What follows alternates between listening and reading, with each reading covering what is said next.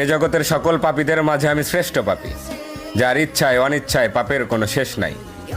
জেনা থেকে শুরু করে কবিরা অবধি সকল পাপ যেন আমার চেনা সঙ্গী।